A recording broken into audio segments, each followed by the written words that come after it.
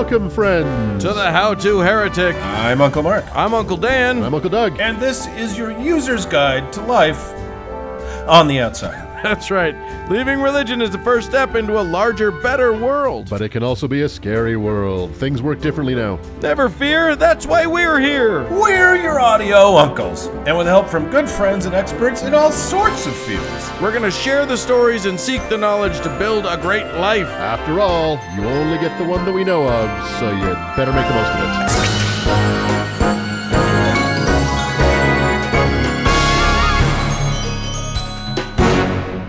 Well, uncles. Howdy do. Hello. Attention, uncles. Dateline Uncles. This is an alert. Episode 105. Hot off the presses. So, wow. This is the show of shows, as far as I'm concerned. Your show of shows. That's right. And, Yes. and this episode of The How to Heretic is brought to us by the good people at Purdue Pharma. That's right. Purdue Pharma. We put the evil cabal in pharmaceuticals. Yes. Surprised they have any money left over to... maybe that's how they're avoiding the settlement, is by funneling money to the How to Heretic. Yeah. We'll take it. We told them we're a non-profit. We are an offshore slush fund for anybody that's curious.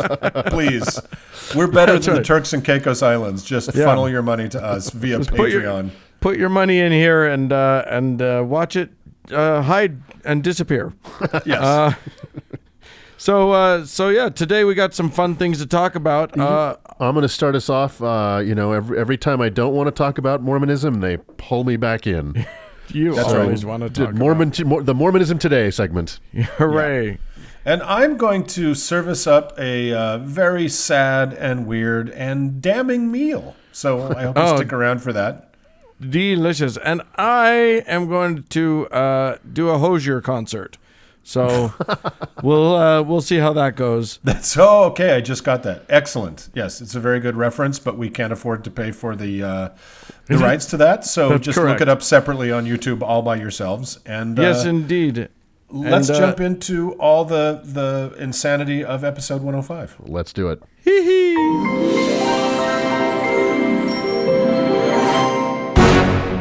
You know, Uncle Dan. Yo.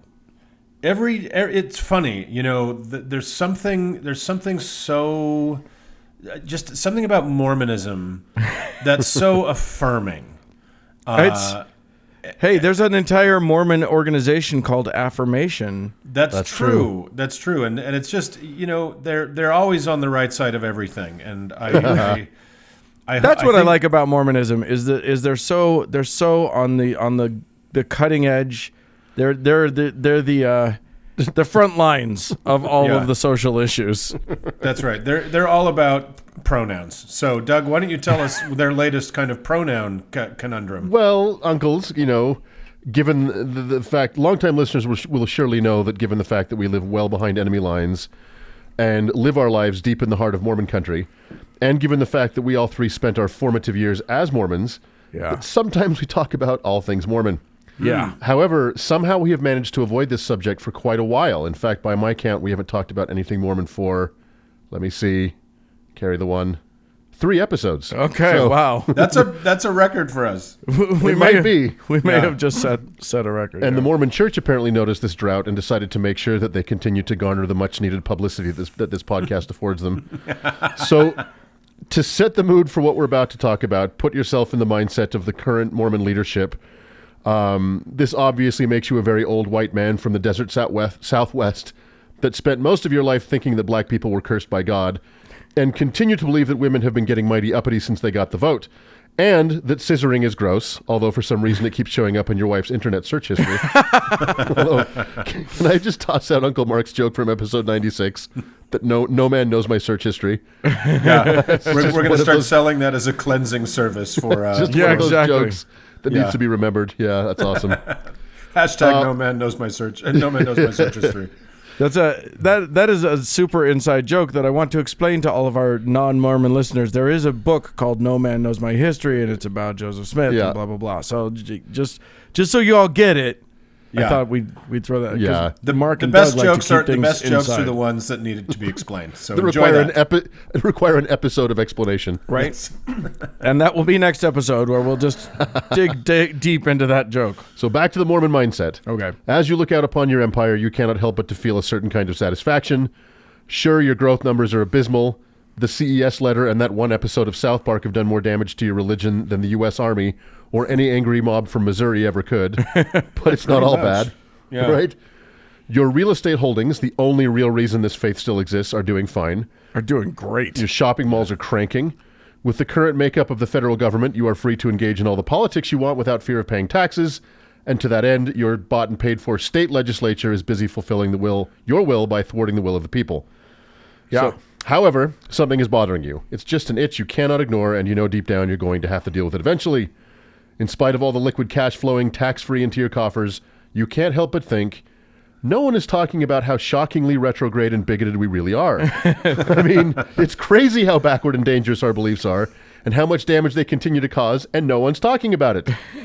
Back in April, we got the tongues a wagging when we rescinded the November policy, but since then, people have kind of forgotten how actively shitty we are.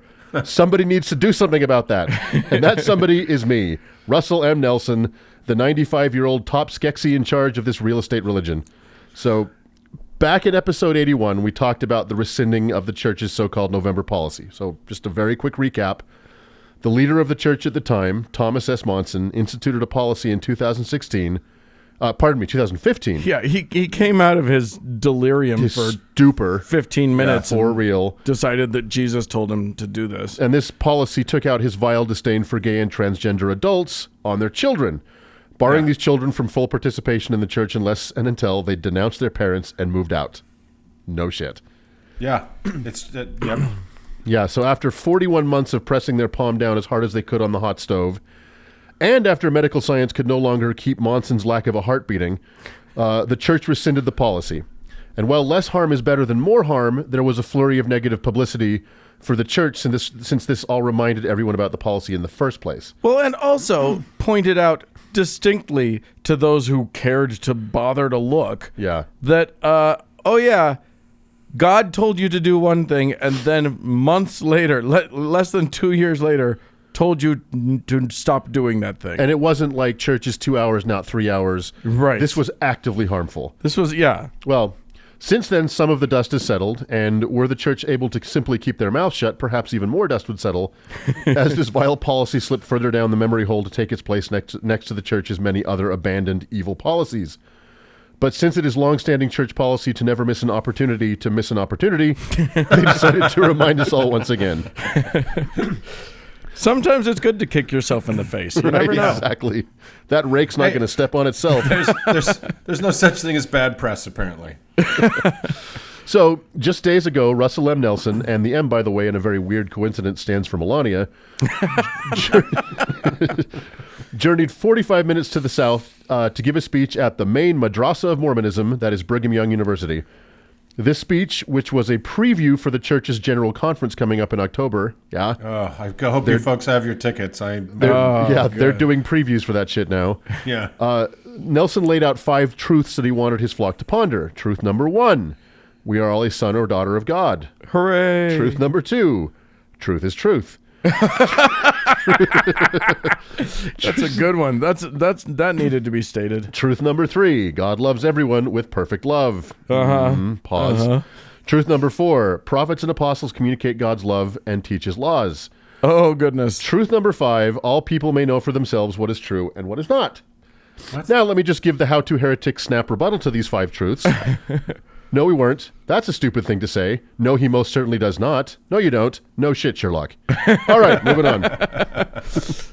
If any of our Nevermo listeners are unconvinced by our characterization of this cult as pure, uncut, cuckoo for Cocoa Puffs insanity, search Russel M. Nelson and the Love and Laws of God speech and watch 5 minutes of this unnerving dreck, and then come back and apologize becoming a patron. I watched this thing in its entirety, and you owe me. So, we're going to get to what made this speech particularly egregious in just a second, but even leaving that aside, there were, of course, the run-of-the-mill crazy pearls such as these, quote, you are the children whom God chose to be part of his battalion during this great climax in the long-standing battle between good and evil. I would not be surprised if, when the veil is lifted in the next life, we learn that you actually pled with our Heavenly Father to be reserved for now. I would not be surprised to learn that premortally you love the Lord so much you promise to defend his name and gospel during the world's tumultuous winding up scenes. Oh my God, that is so perfectly Mormon. So Mormon. Oh And my God, do you guys remember- idea, I think he covered all of the bases with that. Yeah. Pre-existence, oh, that's good stuff. That's yum, yum, yum, yum. Do you guys remember when we talked about patriarchal blessings back in episode what the fuck ever? And you know, something that happened a lot when I was a kid so patriarchal blessings, Nevermo listeners, I'm so sorry, are these basically it's a tarot reading by some old creeper in your neighborhood Without cards. Without cards and just some shaky cold hand. But a lot of the kids I knew who were like falling away from the church, as most of us were, you know, your parents would give this guy some prompts, and it was basically like, oh, you sang at the nativity. You were an angel in the sky at the nativity. You know what I mean? Yeah. And this is the same fucking coercion. It's because they're hemorrhaging young people. So it's like, you are the last and the great hope of this church. You will be the warriors on the wall. You volunteered for the toughest job there is. You're so special. Look at how great You're so you are. It is look so at your fucking coercive. bravery. Yeah. So here's another little nugget from the speech. Quote, the arbiter of truth is God, not your favorite social media feed, not Google, and certainly not those who are disaffected from the church. Hi, Russell. It's good to know you're a listener. Yeah. Oh my God, I love that. I love it because they have at various moments in LDS history tried to dissuade people from going onto the onlines, onto the internets, Right. the webs, the various and sundry Facebooks and whatever, including telling the women, specifically the women, To take a break. to take a 1 week fast from Facebook. I think it was 10 days, wasn't it? They Oh, take yeah. a 10 Oh, sure. Day, yeah, a 10-day it's a just bit- the women. Just the women, but like, what the fuck? No, It's the men who are looking at all the porn in Utah County. There are statistics. Exactly. Well, I mean, they can't tell the men to stop looking at the porn. That'd be ridiculous. Yeah. So let's get to the heat of the meat, in which Nelson tries, and spoiler alert, fails to justify and explain the short-lived November policy. I hate to do this, but I've got to quote him at length here, so just bear with me. Let me know when the you're voice. done. Call me when you're done. Yeah, right. I'll put my headphones back on. And everybody, as Doug reads this, I want you to picture. I'm not sure if it's Statler or Waldorf because I get them mixed up. Just take your pick. Just the oh, you know who it is? It's actually, and I hate Jeff Dunham, but it's Jeff Dunham's old man puppet. Yeah, for real. He looks exactly like that. Yeah. So if You you, know, I can think picture that. I think he looks like you buried Bob Newhart in a pet cemetery. If you took the crypt keeper and gave him like Beverly Hills best skin treatment. Yeah, and you also have to picture this person speaking in front of like deep space, a starless it's this black background. It's very, very weird. I like it. How Apple of them. Right, yeah. Okay, so let's go. He starts out by setting the stage and laying out the church's baseline bigotry. So, quote, for example, let's consider the definition of marriage. In recent years, many countries, including the United States, have legalized same-sex marriage. As members of the church, we respect the laws of the land and abide by them, including civil marriage. The truth is, however, that in the beginning, marriage was ordained by God. Emphasis was his. And to this day, it is defined by him as being between a man and a woman. All right, so here we go. Hooray. This is very shaky ground for Mormons to tread upon, but Right? Yeah. Mormonism, inventors of non-traditional marriage. For real. in these United States, yes. He goes on. Though we of the first presidency and the quorum of the 12 apostles cannot change the laws of God, we do have the charge to build up the church and regulate all its affairs of the same in all nations. Thus, we can adjust policy when the Lord directs us to. You have recently seen such examples. Because the restoration is ongoing, policy changes will surely continue. He goes on. Perhaps I can illustrate this through policy adjustments regarding those who identify themselves as lesbian, gay, bisexual, or transgender, LGBT, and their children. And then he says, I realize that other initials could be added to this acronym, but LGBT would suffice for the purposes of this message. Oh, good. He's conscious of all of the different Exactly. acronyms. Pronouns, I told you, these people, they're super woke. Yeah, exactly. The chill you just felt run up your spine was caused by a 95-year-old bigot trying to sound woke while vilifying a population. Yeah. This does mark, however, the first time a church president has uttered that acronym. So, progress. Oh, for real? Yeah. Oh, Yeah. interesting. Okay. In order to express a more specific hatred for it, but credit where credit is due. Progress. Yeah. So, he goes on, consider the policy announced in November 2015 related to the advisability of baptism for the children of LGBT parents. Our concern then, and one we discussed at length and prayed about fervently over a long period of time, was to find a way to reduce friction between gay and lesbian parents and their children. Suck a bag of dicks, you lying fuck. Yeah, fuck you. Yeah. Okay. In the name of Jesus Christ, amen. We got to keep plowing on. Quote, because parents are the primary exemplars for their children, we did not want to put young children in the position of having to choose between the beliefs and behavior they learned at home and what they were being taught at church. We wanted to facilitate harmony in the home and avoid pitting children and parents against each other. Thus, in 2015, the policy was made to assist children and their parents in these circumstances. Namely, that children being raised by LGBT parents would not automatically be eligible for baptism at 8. Exceptions to this policy would require first presidency approval. The first presidency and quorum of the 12 have continued to seek the Lord's guidance and plead with him in behalf of his children who were affected by the 2015 policy. We knew that this policy created concern and confusion for some and heartache for others. That grieved us. Whenever the sons and daughters of God weep, for whatever reasons, we weep. So supplication to the Lord continued. Okay, there's one little more paragraph here. Hang on tight. Though it may not have looked this way to some, the 2015 and 2019 policy adjustments on this matter were both motivated by love. The love of our Heavenly Father for his children, and the love of the brethren for those whom they serve. Fuck you. Fuck you all the way up. And fuck your sense of what love looks like. Right. Yeah, and there's nothing more enraging than the sanitized syntax of corporate bigotry. You know? Well, the idea that we wanted to reduce friction. First of all, we didn't want to cause dissonance between what was being taught in the home and taught at church.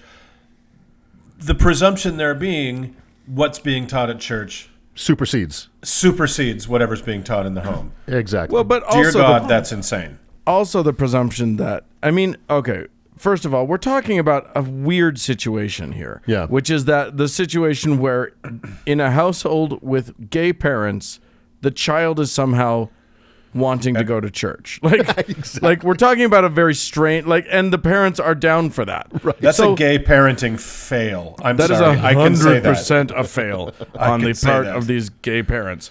Yes. However, so it's we're talking about a fairly rare situation anyway, but it is bizarre to think that I guess he's right when you think about it, that there would be conflict between what they're seeing at home and what they're hearing at church. Yeah. And that would be confusing for the child. And I think that should actually have been the problem of the gay parents and not the problem of the church. Right. But when the church decided to solve that problem, boy, did they shit on in their own coffee. Right. It's just cruelty. I know he's trying to dress it up now in this, the child raising version of you have to destroy the village in order to save it. That means love. But it's just cruelty. It was just meant to be mean. And for whatever reasons, whether it was actual human empathy, which I somewhat doubt, or if it was just bad publicity, which I'm almost certain it was, they decided they'd gone too far. Yeah. So fine. But the longer you justify this by claiming it was divinely inspired, the more damage you do. Yeah. You want this to go away? You want this black eye to heal? You can. You just have to say it out loud. It was a mistake. It was a mistake. Yes. We fucked up. We're sorry. We denounced the policy. Yeah. We denounced Thomas S. Monson. We're not more than mere men. Well, and we can do dumb things. They don't even have to denounce him. They just have to say, look, this is a thing that happens every now and then. All they have to say is, our prophets, and this is their the actual like official position of the church, which is prophets are human, they make mistakes sometimes. Right. So no, there weren't men on the moon the way Joseph Smith and Brigham Young both said there were. And sometimes that just happens, and we made a mistake, and we're sorry. That's the workaround they invented for Joseph Smith's child fucking and Brigham Young's racism was, well, sometimes they're just men. Yeah, exactly. Except that then they double down. Exactly. And he fucking says, "Oh no, we only teach love, and we only teach what's right." Stop. And believe me, I'm your prophet. Stop saying that there was any divinity in this. Just it was a mistake. And admit it was a mistake, and here's the other thing you have to do: apologize. Yeah. You apologize for the damage you've done. You should funnel some of that tax-free dough to suicide prevention programs rather than reparative therapy. Yeah. It's so easy. This is actually the easiest thing, except that, you know what happened? The church fired their huge New York-based PR firm a while back that was doing wonders for them. Oh. I didn't read about this. You can see it. Yeah. Like they were doing great for a while, and they had all of these campaigns that were really building a lot of goodwill in the world. And I'm a Mormon. Yeah, and I'm a Mormon was a great one. Like all of these things, and then they clearly just stopped with that and started. I mean, it was back when they thought Mitt was going to be prophet or president. Prophet. Same difference. Same diff. Same diff. And so it's clear that they're just. Well, that didn't work. Well, he didn't make it, so fuck it. And then now they're just. When they found out that the PR firm of Borstein Eisenstein was a bunch of Jews, they panicked. And they've been trying to pedal their bike backwards ever since. Yeah, I mean, I just think, look, church, because you're listening, admit it was a mistake, apologize for it, and while you're at it, why don't you try and repair some of the damage by maybe paying damage to some of the families of kids who committed suicide or tried to commit suicide. Because of his policy. No. And while we're in this hypothetical, admit the whole thing was made up and give all your ill-gotten gains to charity. Yeah, right. So short of that, you can please to be shutting the fuck up about things. And so this is something I've always said about Mormonism. It's true also of a lot of religion, but certainly it was the case in Mormonism. What Nelson did in that BYU devotional is one of the most insidious things they do, which is the inversion of language, right? Yeah, totally. Most Mormons live a life of incredible servility and toil, and their lives just consumed by hours spent, doing church activities, even cleaning the toilets of the church for free, and they call that happiness. Whereas, saying all of this brutality and hatred and all these things they've opened up against, especially LGBTQI kids, all this violence, calling that love is fucking despicable. Mark, I don't mean to correct you, but LGBTQ is plenty. That's right. The prophet said so, didn't he? You don't need to go on with any other letters. In fact, according to the prophet, we're dropping the Q. Oh, it's just LGBT? Yeah. Okay. Yeah. That's all you need. Enough with the other letters are just superfluous. They're gobbling up all the other letters for middle initials. Yeah.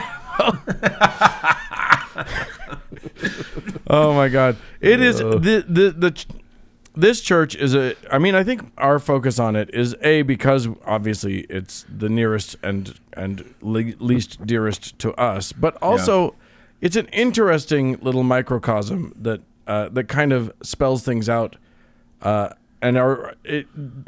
It's writ large in all of these other religions. It happens in all of them. Yeah.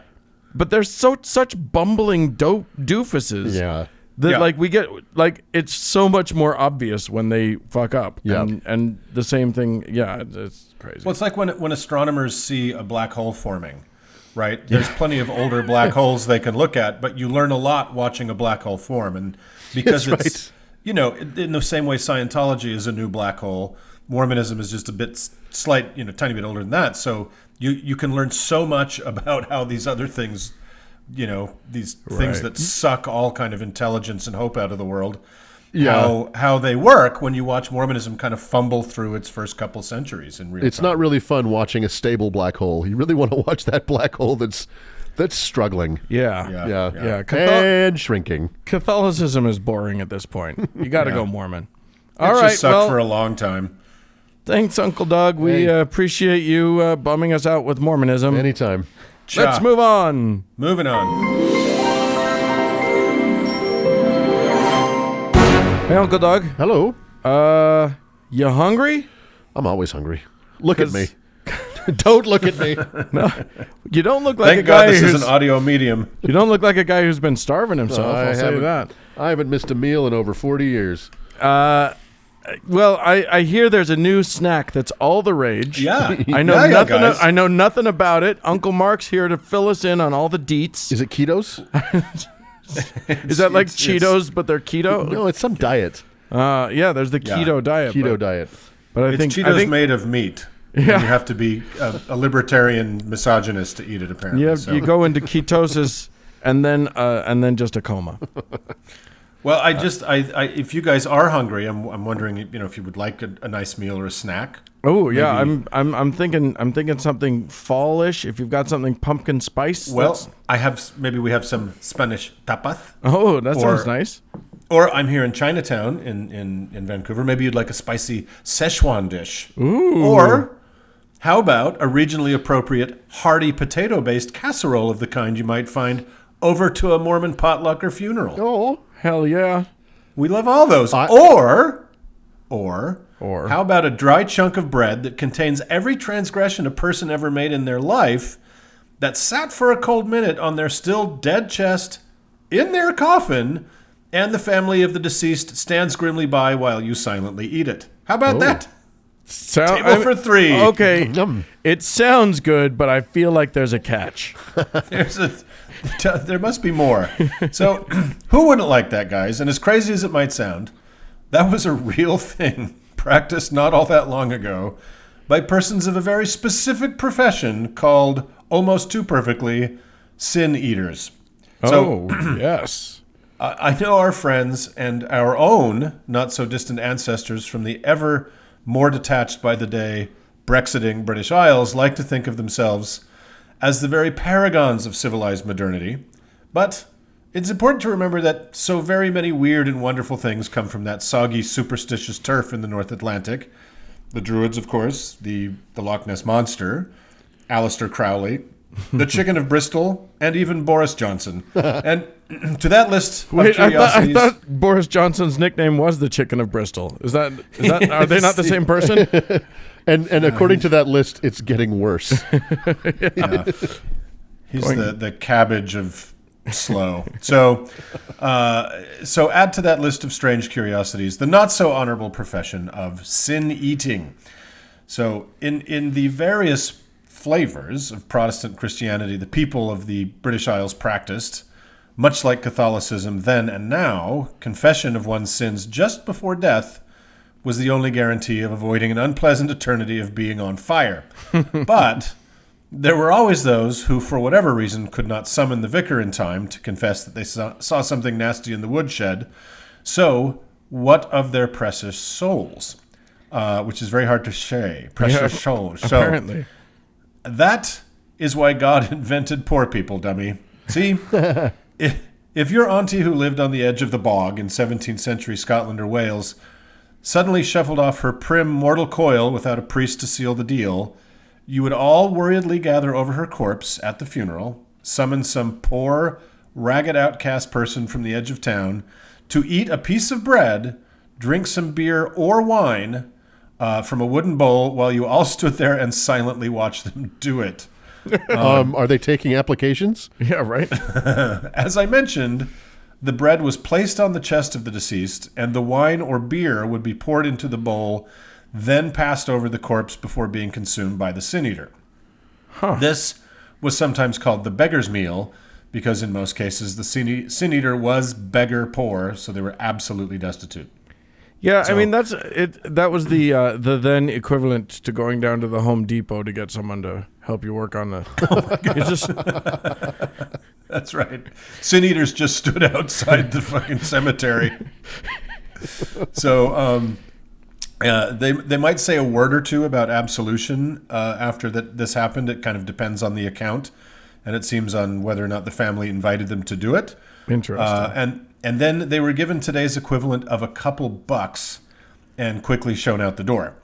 What they did to earn that meager meal of $2 was taking the entirety of that person's lifetime of sin upon their own soul, making it heavier and heavier with each funerary meal they consumed. That's how shitty this idea is, right? So one can only imagine the reaction of Ammit, the Egyptian god who weighs the hearts of the dead against a feather in her scales, upon having to weigh the heart of a sin eater with maybe hundreds of lifetimes of sin cached within. Can you imagine the look on her crocodile face? Classic. I love the idea. Did they tell this poor homeless person what they were getting in return for the glass of wine? I love the idea of not telling them. Yeah, come on. Listen, to eat. If you're a beggar on the streets, you know already there's no God. There's no, you already know there's no sin. This is bullshit. My life sucks too bad for this to be real. Sure, sure, wealthy person, I'll eat your mother's sins. Ooh. Well, you also know, you had to know in Victorian Britain that if you were poor and being invited into a rich person's house, there was no good reason for that. Exactly. That was not ever going to work out for you. Yeah, best case scenario is to get a bunch of sins and wine out of it. Worst case, right? And take a shit on their rug as you leave. Exactly. Worst case, you're getting hunted on an island. But I do like the part about not telling them that's what's happening. It's kind of like Get Out mixed with Downton Abbey. That is a mashup that needs to happen. I'm sure Netflix has already greenlit it. So. Can one of you say "Get Out" in an angry dowager's voice? Can I say it in anything but? So sin eating was not an official church doctrine or belief, you may be inclined to ask. And in fact, it was considered an attempt by man to intervene in the affairs of God, and therefore considered heresy.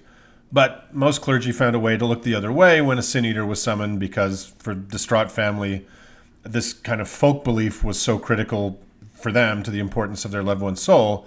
So though it was frowned upon, it seems like it was not actively attacked by the religious authorities, which is a first in religious authorities. Now, we could chat at length about the notion of sin generally and how insidious a concept it is, and brilliant but diabolical means of creating a self-policing populace through guilt and shame for what is mostly thought crime. We'll talk about that another time. But since sin is basically moot, because there is no eternal performance review after your inevitable fatal heart attack, sin actually does not weigh on your heart nor get stored up in your tissues. So if you were a poor person in the 17th or 18th century Britain, and most people were, why not look forward to the obituaries every day to see where to get your next free meal and a few bucks? Why not take advantage of the asshole Christian upper classes? Yeah. Well, because Christians are many things, but mostly shitty. The thanks you got for the tremendous service of, and this is seriously, the tremendous service of saving their loved one's soul from eternal damnation by hoovering up every bad thing they'd ever done was no thanks at all. Sin eaters may already have been looked down upon because of their poverty in hyper-classist Britain, but they were despised as social and spiritual pariahs because, all the sin they ate. Gross. Right. So you know how bad it must have been for someone already on life's tattered edge to take this fucking job? Yeah. Like, a free meal every week or two and everybody fucking hates me? Where do I sign up? Right. Oh, thank you. You saved my mother from eternal damnation. Now, fuck you. You're disgusting. I never want to talk. Look at all the sin you've done, you pervert. Well, technically, they knew exactly what their mother had done, so yeah, maybe. Yeah. Right. So, interestingly, the 18th to early 20th century United Kingdom was not the only time and place that the concept of someone consuming or absorbing other people's crimes against the gods has been practiced. In the Aztec civilization, Tlatzolteotl, the earth and fertility goddess, would absolve you of your sin by eating your filth if you confessed to her before death. Ooh, that's nice of her. And of course, it's super nice of her. The Aztecs. What we know about the Aztec civilization, niceness. And of course, we know Jewish tradition, has a couple of nifty workarounds for handing your sins off to someone of lesser standing in the community. Because the genius of Judaism is a lot of laws and a lot of clever ways around them. Yeah. If there's one thing the Jews can do, it's find a loophole. Right. But since goats and chickens can't consent, is that better or worse than paying a poor person a couple bucks to go to hell for you? Let me explain. As we explored in episode 9, when Doug broke down all the wonders of Leviticus for us, the scapegoat was a real goat, not an unpopular someone in your office you blame for a thing they surely didn't do.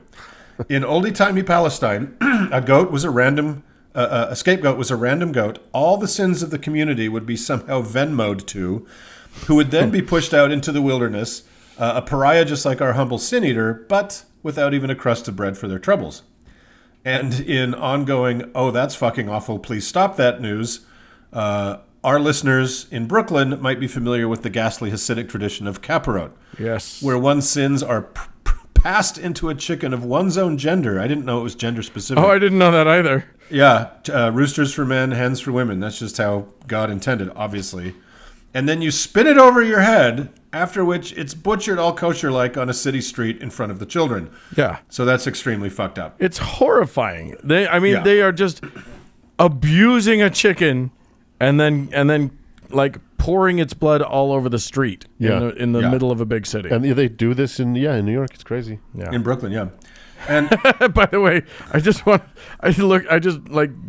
kaparot because I was thinking about it, and one of the headlines I found was kaparot in full swing on Jerusalem streets. Oh no. Considering what they do to those chickens, I found that hilarious. Fun. And of course, fellas, can you recall the most famous sin eater of all? That's right. Jesus H. Tap Dancing Christ himself. Unless you're lucky enough to have never heard of this particular sanctimonious, holier-than-thou scapegoat, Jesus, of the Mary and Joseph of Nazareth Jesuses, is one of the three heads of the one true tri-headed God who sacrificed himself to eat up all of everybody's sins forever, except he was actually a God himself, therefore he was really unkillable, and bad news, you can still sin. So this whole pretend human sacrifice to make you feel bad for some reason didn't even fucking work. So right. I hope that cleared things up for y'all. Point of order, he's escaped lamb. He's escaped lamb. Womp, womp. The story of Jesus' human sacrifice and the taking of the Eucharist and or sacrament are a perfect example of ancient traditions in Judaism and Christianity about blood and food magic. A concept that sin eating is also part of. Yeah. So this is the notion that a transference of spiritual or magical energy can be delivered through consuming food or blood. We discussed the cannibalistic Catholic Eucharist in episode 24, and yes, the Catholic sacrament is magical cannibalism, not symbolic communion. And in fact, straight up real-ass man-eating cannibalism, as practiced in some parts of the world, was based on the idea that the cannibal would inherit the virtues and strengths of the former owner of their man meal. So, sin eating, while a rather rare thing, was very much in keeping with one of the most quotidian common ideas in the Christian religious canon, the sacrament or food blood magic, right? Well, and also I don't want to jump on what you're doing, but it's inherited from a long line of traditions of wealthy people buying their way out of sin. Like there are all of these ways that have there, as long as there have been wealthy people and poor people, wealthy people have had a way in all of the religious traditions of getting out of their eternal problems. A habit that continues to this day. To this day, absolutely. I mean, when we talked about Moloch a few weeks back. Children were sacrificed to Moloch, and rich people would buy poor children to sacrifice instead of their own. Yeah. So yeah, it's what you do. It's a dance as old as time. So that's all fucking weird and ancient and creepy. And I think it's important that everybody knows the roots of such common, almost blasé ideas about a little wine and a tasteless little cracker every Sunday, or in Mormon country, an even more tasteless sacrament of Wonder Bread and water. It comes from the idea of human sacrifice, cannibalism, and blood and food magic, which should be equal parts repulsive and ridiculous to us all. But I want to end on a sort of happy note. I want to talk for a second about a particular sin eater, perhaps the last sin eater, and an almost happy ending. Avid listeners will know that's not my brand, but here goes. So, Sin eating in Britain was most common in an area called the Welsh Marches. Now, Doug and I have been there. It's beautiful, hilly, green country. Maybe you have too, Dan, on the English-Welsh border. I haven't been to Wales yet. Oh, it's beautiful. Wales is so beautiful. Soon. Yeah, get there real soon, because after Brexit, God only knows. Anyway. No, after Brexit, it'll be cheap. That's true. Well, after Brexit, it's probably going to be Welsh exit from Britain. So anyway, it was most common in that area. But even in the mid-19th century, sin eating was petering out in that border area, and especially in a county called Shropshire. So it was that until a sad, well-to-do gentleman farmer brought it back. His name? Richard Munslow. As we've established, British sin eaters were on the lowest rung of a strictly vertical class society. So why would a member of Munslow's class, which was kind of upper middle merchant class, engage in such a bizarre, loathsome profession? It seems the poor man lost 4 children, 3 of them in a single week for some awful reason I could not find, which, to paraphrase Oscar Wilde's The Importance of Being Earnest, smacks of carelessness. So, this profoundly grieving, broken man apparently found some solace in easing the mourning of others by consuming the sins of their loved ones. Is that weird? Yes. But was it charitable in a God-bothered, death-obsessed Victorian hellscape where Munslow lived and invited derision by doing this work for people? I think you could say it's a pretty charitable thing to have done, even though it's all fake. Yeah. So cutting to the chase, the massive sin dumpster, Munslow died in 1906. He was buried in the local churchyard without fanfare, and for almost 100 years his lonely grave went unvisited and unattended until it fell into ruin. But around 2005, the good people of Shropshire, decided to do right by Munslow, the last sin eater. So they raised enough money to have his grave restored by a local stoneworker, and to raise money to have it looked after. So, who says dreams don't come true? But for real, I think it's cool that a community looked back at a less enlightened part of its history and decided to embrace it in such an open way. And that, fellas, is about as happy an ending to a story as I have yet mustered on this little program. And what is the moral? What's that? No, I said The Last Sin Eater. Sounds like a movie on Netflix. I want that movie, though. About that guy? I want that movie.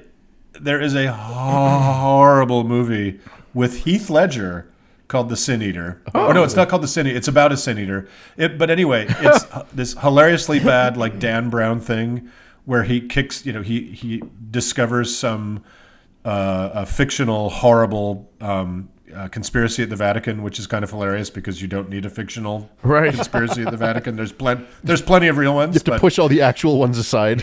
Yeah, right. So what's the moral of the story?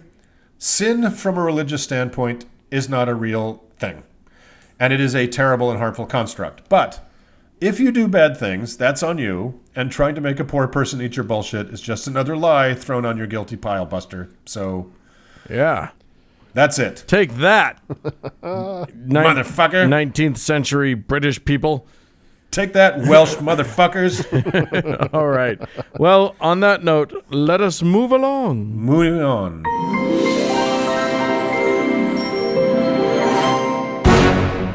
Well, fellas.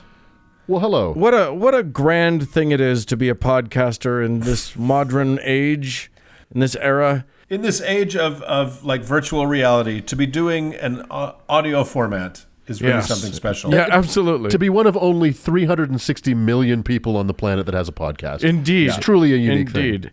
I will say podcasting did suck before the internet era, so at least it's much nicer now. Yeah, handing out cassette tapes down at the mall wasn't exactly an effective form. The lonely pamphleteer. Do you want to listen to my reel-to-reel? I've got a wire recording. I think you're going to like it. I talk about my shoes. People literally stood on a soapbox in the corner of a park and just shouted. It's a good idea. It's a good thing that we're in the internet era because the three of us would definitely be taking up too many park corners. The difference is now you can listen to that idiot on the soapbox in the park corner at 1.5 speed. Yes, indeed. Ooh, or slow if you want them to sound drunk. Have you ever listened on 0.5? It's great. No. Everyone sounds drunk on 0.5 speed. That's funny. Anywho, we have some folks to thank because they appreciate what we're doing and they decided to give us their money, and we love that. So, thanks go to David, to Weston, the Quiznos Demon, and to Hannah. We thank you all so very, very much for your contributions to our programming, and want you to know that our hearts go to you. And if you, dear listener, who wasn't one of those people, would like for our hearts to go to you, that's pretty easy. All you have to do is go to the How to Heretic website, which is not it's just howtoheretic.com, and then just click on the Patreon thing, and it takes you there. You fill it out. You decide how much a week you want to give. It's all on you. It's in your hands. Our affection is for sale. Yes, indeed. There is no upper limit. There is no upper limit.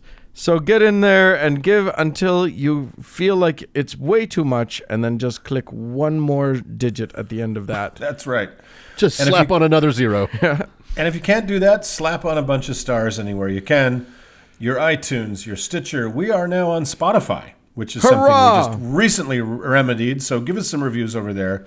Just lie. We know you're lying. It's just how it is. You don't have to. Yeah, you don't have to love us 5 stars to give us 5 stars. Right. That's not how this works. Yeah. 5 stars are cool for hate too. So if you hate us, give us 5 stars. Don't read a lot of stuff. Just do it. So do that. Exactly.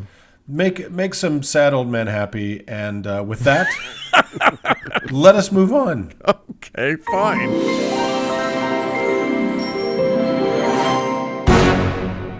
Well, Uncle Mark. Yes. A lot of what we talk about are ideas. Yes. But some of these ideas have a physical location. Well, you've caught me in my favorite physical location on Sunday, which is my bed. Okay, come on, you're on the turlet. Which is naked on the turlet. We know exactly where Mark is. Do you know every time you hear my voice on this podcast, it's from the toilet? Did you know that, listeners? It's a little inside baseball there for you. That means I have pooed 105 times as of this recording. Total. Yeah. Total. Yeah. I saved that magic for the air, baby. Yeah, almost 50 years of not pooping, and then finally it all came out because of podcasting. That explains Mormonism right there. It's the magic of podcasting, ladies and gentlemen. You know where none of us are today, gentlemen? At church. That's right, guys. Though it is very much the Sabbath, or at least we were raised to believe that Sundays. We record on Sundays, and we think of this as the Sabbath. Seventh-day Adventists, Jews, and Muslims may disagree, but we all know it's Sunday. Come on, guys. It's pronounced Muslims. The Muslims. The Muslimin. Anywho, listen, a couple weeks ago, Uncle Mark, you gave us a lovely little primer on setting healthy boundaries when you discussed cutting toxic people out of your life, even if they're your family. Well, today I wanted to dive into some dicey territory for many of us that can also be about boundaries and about personal choices and navigating conflicting feelings. Today I want to talk about going to church. Going to church, you ask, in a weird voice that I don't know why you're using. Why would we talk about that? Especially considering the show is all about what to do when you've stopped going to church. And so it is mostly, but not entirely. First of all, there are plenty of people who have long since stopped believing, but for any number of reasons, continue to attend church. Yes. I have atheist friends who really enjoy Unitarian church, for example. Yeah. They get a mostly secular sermon about being a good person with very few references to any God, but lots of references to poetry, philosophy, that sort of thing. And live music. And they get to interact with other weirdos, and so there's a lot of positives there that they see. There are also lots of atheists in pews, basically because family or social ties are bringing them there. Their partner goes to church, and their kids go to church, or their parents go, or whatever. And often they feel obligated, or they just go with the flow. Sometimes they even feel like they're getting something out of it. So there you go. Yeah. However, those are not the people I want to talk about today. Today I want to reach out to people who, like me, and I assume you other uncles, and most sane non-believers who have exactly zero interest in religious services. Well, actually, you know what? That's not exactly true. For me, I actually really enjoy occasionally attending various church services, in part because mostly because I find it fascinating and strange, and I get to play amateur psychologist and sociologist and anthropologist as I go and watch believers doing their thing. So I've been to mosques, I've been to Hindu ceremonies, I've attended at the Zen Center here in Salt Lake. I've been to all kinds of Catholic and Church of England. You went to Burning Man services. I've been to absolutely. Yeah. Pentecostal is a really fun thing to do. The Manti Miracle Pageant? Sure, exactly. So I mean, I love it. I like watching belief in action and like sort of just taking a step back and going, wow, humanity is bizarre. But also I kind of relate it to my love of bad movies. You know what I mean? Like it just feels like you're watching a bad movie and sort of exploring that. But as you said before, you're doing this completely voluntarily as an anthropological exercise. Right. Yeah, absolutely. Right. And to see, cool architecture and whatever. And if you don't like it or it's not going well or, whatever, you just get up and walk out. Absolutely. Yep. It would be lovely if, as secular folks, the religious world just left us alone and kept their nonsense to themselves.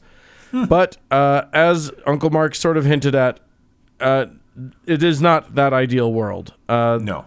That's just not how what the place we live. I'm more than 20 years out of religion, and I'm the highest profile atheist that most of my friends and family know, and yet I still get invited to and am often expected to attend religious services of various kinds. Ugh. Right. In Mormonism, that ends up being... Please go back to our episode on estrangement to figure out how to deal with that. So Right. It ends up being things like baptisms, baby blessings, various ordinations and whatever. And any number of other things that end up being very important rites of passage for family members. In other religions, that could mean weddings, confirmations, your various mitzvahs, bar and bat, or any number of kooky things that, whatever nutball your people associate with, come up with. So for many of us, it's not a big deal, a lot of people are just fine going to, a service because their nephew's having a thing or, being baptized or whatever. Mm-hmm. But it's not always that easy. For some, there's very real trauma associated with church, which can make just walking through the doors a trigger. Or even just being on the property. Yeah, absolutely. Yeah. Or, for some, they can get in and it's fine, and then a ceremony starts and it's just like, Yeah. I usually feel fine, even in Mormon church. But when the Mormons start singing their hymns, I often find myself feeling emotional. And I'm not even sure what that emotion is. I was going to say, what emotion? I'm not even sure. But it's like they'll start singing a hymn that I used to think was very deep and spiritual or something. And then I'm like, oh, weird. And I'll start to like well up a little bit or something. It's burning in your bosom, Dan. It is. What's the name for the emotion of pure like terror, revolt, humor, and dissonance? Yeah, exactly. Right. It's that one. Yeah, you nailed it. But, it doesn't even have to be an event. Sometimes family members or friends will put a ton of pressure on you to just try to get you to their church. Yeah. I just reported this last week on Thank God I'm Atheist about a guy in his 20s, I think I want to say Tennessee, somewhere in the U.S. South, that came out to his family as being gay about a year ago. His family hasn't helped. You'll be shocked to learn they weren't entirely thrilled about this revelation. They asked him to come to church, and he, wanting to be kind and wanting to be sort of wanting to offer an olive branch, he and his partner went to church. And they got attacked, right?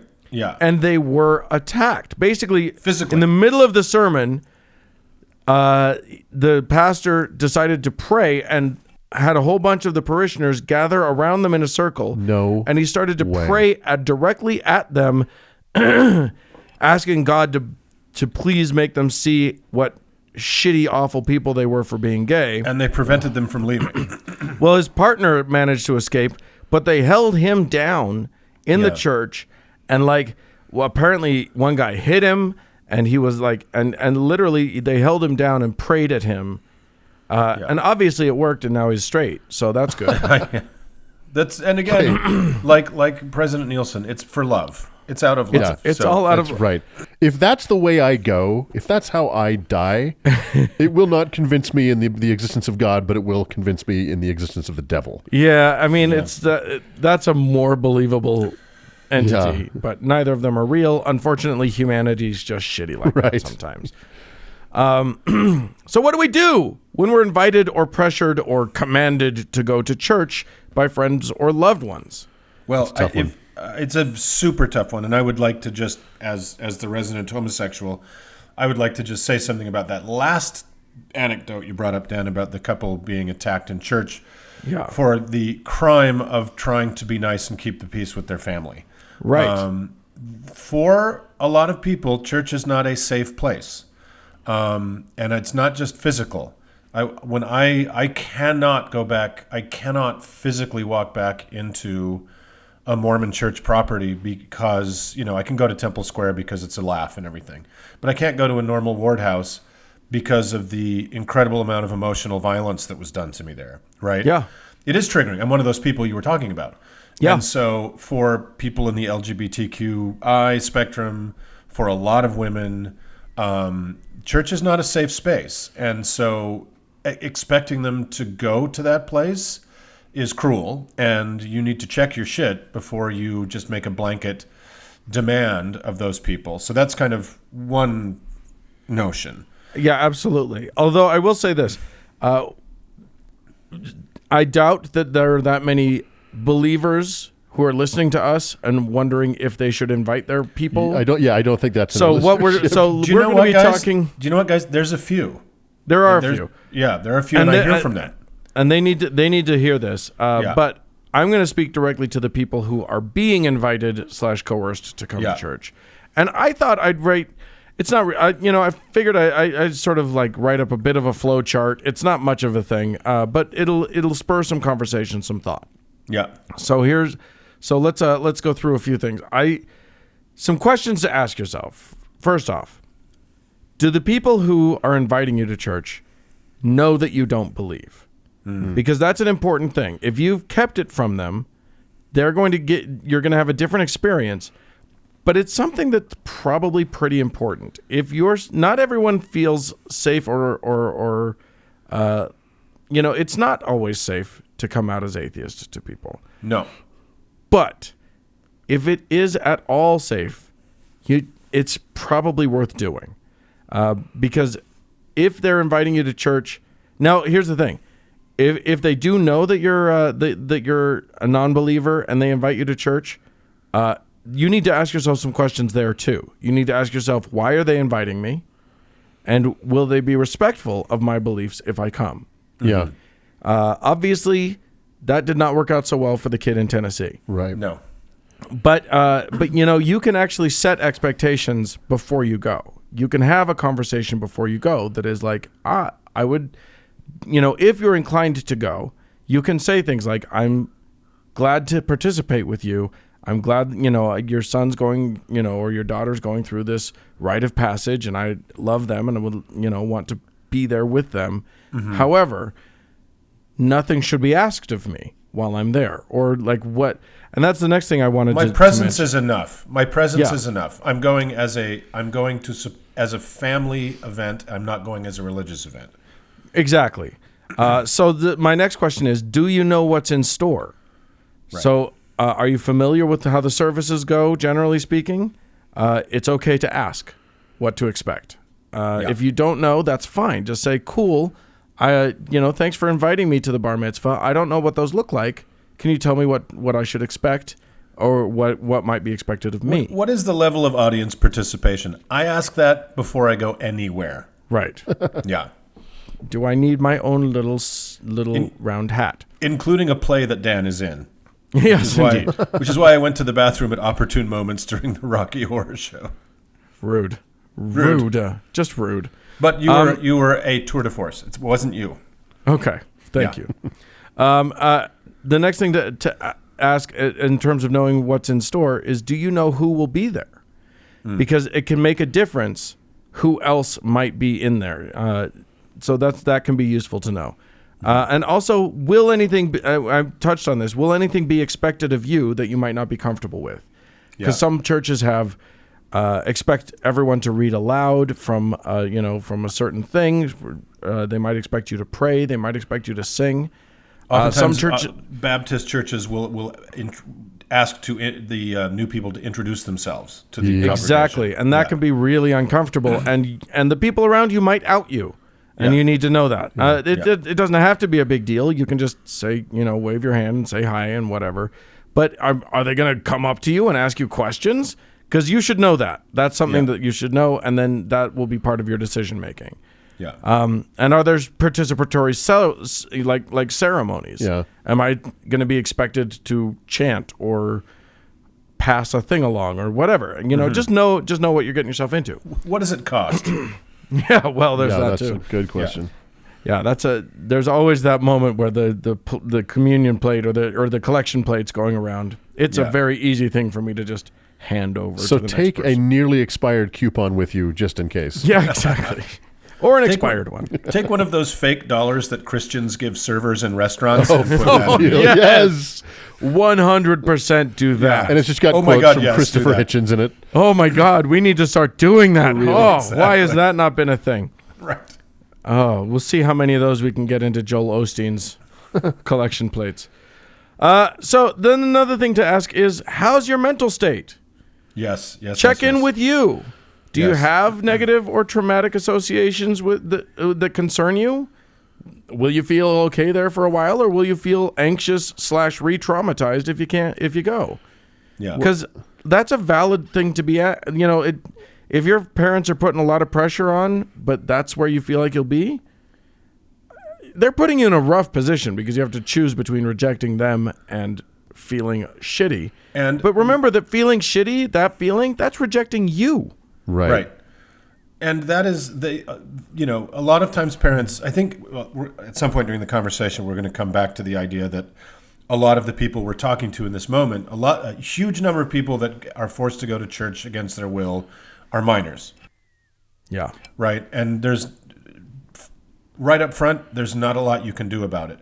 But if you're a minor or you're not, but your family especially is putting a ton, or a spouse or whatever, is putting a ton of pressure on you to go into a place that you are traumatized by going, like I would be, maybe Doug would be. If you're young, I went through this myself. It's just so emotional, and it's so angry, and it's so, you dig your heels in and you try to just, fight your way out of it. Well, maybe there's a different tack you can take, which is all the things Dan was just laying out, right? Check in with yourself, asking what's expected, asking what the outcome is supposed to be. If you can articulate why it is upsetting to you, to the people around you, it may be far more effective than just slamming a door, right? If you can say, I am depressed when I go there. It makes me sad. I feel intellectually violated. I feel... You can even say things like, look, I'm happy that it's a place of comfort for you, or a place that you feel good, but I feel I felt trauma when I went there, and going back there hurts me in a way that I'm not willing to put myself through. But I think a lot of the people who would find themselves in this situation, typically they're being asked to go back to the church of their former life, right, by people in their current life, and their family and friends. And that's, so I think in a lot of cases they know what to expect. Yeah. And that's why they don't want to go. Right. That's certainly why I don't want to go.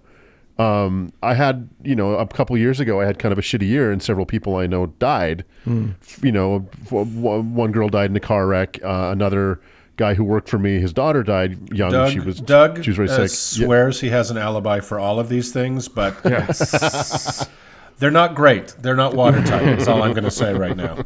Yeah. The podcast was my alibi. Definitely not watertight then. So, I had to go to the girl who died was Mormon, and so her family was Mormon. Her family was Mormon. Yeah. Exactly. Pardon me. Yeah. She was raised Mormon. No longer. Her family was. Yeah. So the funeral was in a Mormon church. Yeah. And that was, for me, very unnerving, and I didn't like it, but I felt very obligated to go.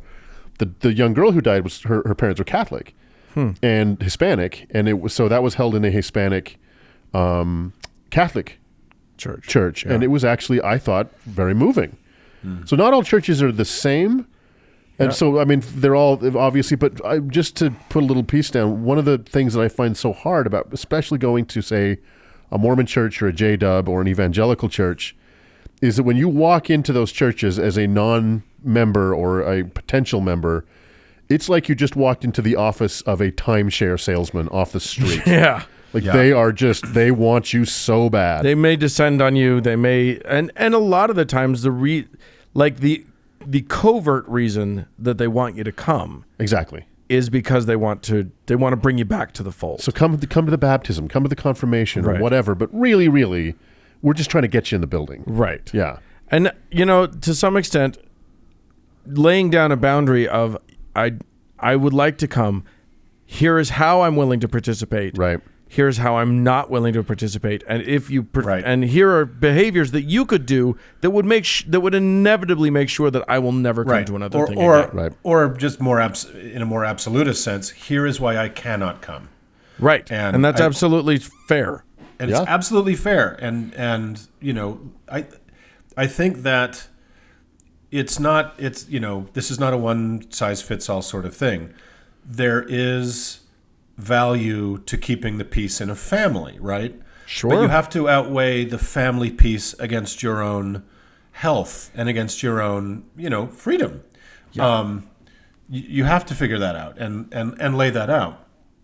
So, and a lot of this is about that. It may be that you can't go to stuff now, but you may do some work. You may do some work on yourself and. So, deal with some of your past traumas. And then you may find later in life that you're capable of going and it's fine. It's like nothing has to be a hard and fast rule, or you can make a hard and fast rule. This is your life. Yep. You get to live it your way. And you don't owe anybody you going to church or you hurting yourself or you traumatizing yourself or you feeling even gross or shitty or whatever it is you feel. You don't owe that to anybody. No, and the people who are asking you to go, they don't know it. Maybe they do, but I don't think they do. They don't know the gravity of what they're actually asking. No. And so, you do. We all know that when someone asks us to go to church and we really have to consider it, it's like, it's emotionally stressful. It's physically draining. It's like asking someone to help you move, right? Yeah. Like, it's a big deal. Yeah. And so I can say no to that. And say, I'm sorry, I just don't have it in me. Yeah. And that's okay. Yeah. And they need to understand what they've asked you. I actually feel like it's a much higher moral imperative to help people to move than it is to go to anybody's church. Anyway, we have a friend who was another podcaster, a Mormon guy, former Mormon guy, who discovered he was an atheist in his mid-20s, who came to that conclusion in his mid-20s. And his wife couldn't even hear it, right? She could not even begin to have the conversation. So if I remember correctly, he sat in church with her every Sunday for 6 more years. Yeah. Until she finally was willing to have the conversation. And that's that he valued his relationship, and she was the mother of his first child at that point. And he valued all of that above his own kind of mental health and time and well-being. And I that seems a bit crazy to me, but I also think it's very admirable. Now she's completely out of it. They're a happy family. They're not bothered by this bullshit anymore. But he went through a hell of a lot to preserve that. And that's what we're talking about, right? We're talking about you discerning your own values and what's of use to you and what's not of use to you and what's of value to you. Because look, saying no thank you, I'm not going to go to your church is not the same as saying I reject you. Right. Now, there's a danger that they will take it that way. Family members are notorious for associating a rejection of their religion as a rejection of themselves, and that's going to be something that, you know, is tricky and can be difficult waters to navigate. Nevertheless, you know, it's pretty important to be able to honor yourself and who you are. Not everybody in this world has that luxury, and that's a tragedy. But most of us do, even if there is a cost. The people that you the people that you love, what am I trying to say? If they would reject you, if they would reject you because you couldn't go to their thing or whatever, and you decided to hide who you are because you fear that rejection, well, then you're participating in that rejection. Right. You're participating in their abuse. You're participating in that. They don't get to know you. So so the person that they're not rejecting isn't even you. You're not giving them you to reject. So if you can do it, I'm 100% on board with like just being as open and honest as you can. Here's who I am. Here's why I believe what I believe. If you're interested, and if you're not, I'm still going to be me, and we're going to have to navigate that together. We can, and I think actually, if you bring people into partnership with you in navigating these things, that can be nice too. They don't always do it, but it's a possible. I think sometimes you've got to, you know, if you're being asked to go to church by someone in your family or friend group, I'm guessing it's not an isolated case. I'm guessing it's a persistent, constant, hey, you should come, you should come, you should come. Sometimes it really helps to lay down some lead. Yeah. And say, I don't go because I don't think that homosexuality is evil, and I can't be in a place where people who think that gather. You often have to push back harder than you're comfortable with, because when that is the main focus of their being, they can't ever. Your humanity is so secondary to their missionary zeal. So you occasionally, and I'm not saying be shitty to people, but occasionally you really have to push. You have to leave a mark for them to understand that stop this. I'm not okay with your constant pestering about this. Yeah, the thing that you're doing to me now is hurting me and damaging our relationship. And yes, driving me away from you. So it tends to be effective when you push back a little harder than you normally would. Yeah, it does tend to work. Yeah, prepare for them to act incredibly hurt and indignant and whatever.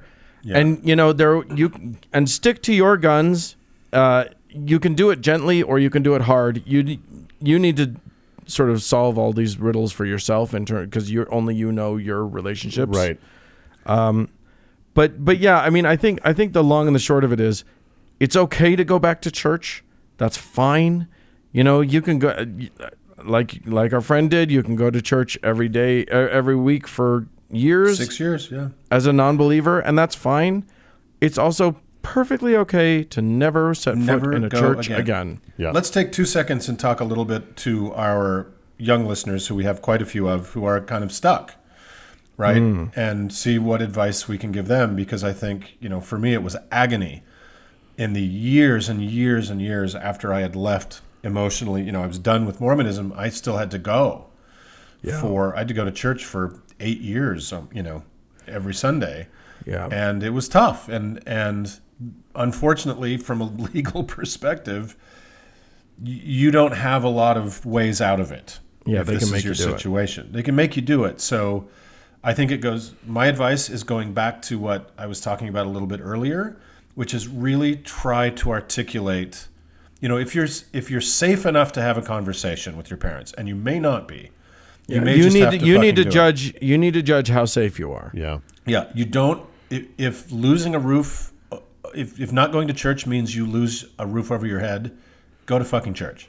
Yeah, just do it. You can survive it. It gets better afterwards. It does get better. Get out of the house as soon as you can, and then you can have the conversation. Yep. But if you can have the conversation, if you trust your parents not to kick you out of the home, you can have that conversation. That's up to you to try to make it not so emotional, and try to make it, and it's hard, make it more intellectual. Tell them why it hurts, right? And see how they respond. Well, except what you don't want to do is make it intellectual in the sense of like, Don't try to convince them of your position, because that's going to fail. That's going to be right. If you go into it argumentative, if you go into it with here's all of the reasons why what you believe is stupid and wrong, forget it. Yeah. What you need to say is here's the reason why this hurts me personally, and why I can't connect to it. Well, just speak your truth, not the truth, but your truth. And I do have a little piece of advice for those listeners that we have, or people who know people in the situation, are too young to stop going, are forced to go. They have no choice. You have to go. I do have a little advice there. You're going to be in this church for a period of time, and one day you will be able to leave. Yeah. In the meantime, if you can have a positive effect by speaking out against something that's really egregious, or asking a question, I don't mean to get into a fight. I don't mean to question everything in every class, but someday someone else might look back at some question you asked or comment you made or correction, and that might be the seed that helps them find their way out. Yeah. So while you're stuck in hell, see if you can, if somebody says something shitty about a gay person or a woman or a minority or children in cages on the border, if you can at least articulate that that's not accepted by everybody, you might actually have some positive effect that one day will bear fruit. Because I'll bet you're not the only one in that room that doesn't want to be there. Right. Or there's the other possibility, which is if you push back just hard enough, you could get kicked out of church and never invited back. So maybe there's light at the end of that tunnel too. Sorry, Mom and Dad, I can't go back. They won't let me. Yeah. Hit us up on Twitter and let us know what happened. Yeah, right. And don't blame us when it happens. Yeah. But be super careful. Protect yourself. Yeah, absolutely. And play the long game. It may be that you've just got to put up with this for, I know it seems like an eternity, a couple more years. And when your freedom comes, it's going to be insanely sweet. But play the long game, stay safe, and get out intact. And for everybody, just remember that your first responsibility is to you. Hey, and while you're at it, guys, remember, steal toilet paper. Just every time you go to church, take a couple rolls of toilet paper. That shit's free. Right? Yeah. Okay. Or do an upper decker. I'm not going to explain what it is. Google it. It's a beautiful. It's performance art. It's just art. Oh my God! Do it for love. Okay, we have devolved, and I think that's the time to move on. All right, let's move on.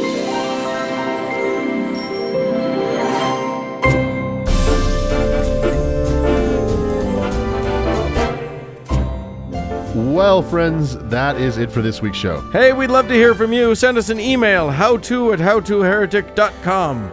Or if you think you can top Doug's Mormon hierarchy Dark Crystal references, you can tell us about it at 903-88-HOW-TO, which is 903-884-6986. I'm also on Twitter at HowToHeretic. Yeah, tweet to us from church. Anyway, yes, please. Yeah. Please fucking do. Yo, totally. And thanks and love to our awesome patrons. And thanks to Cody Layton for editing the show. You did it. And thank you, friends, for tuning in. Bye, friends. Bye.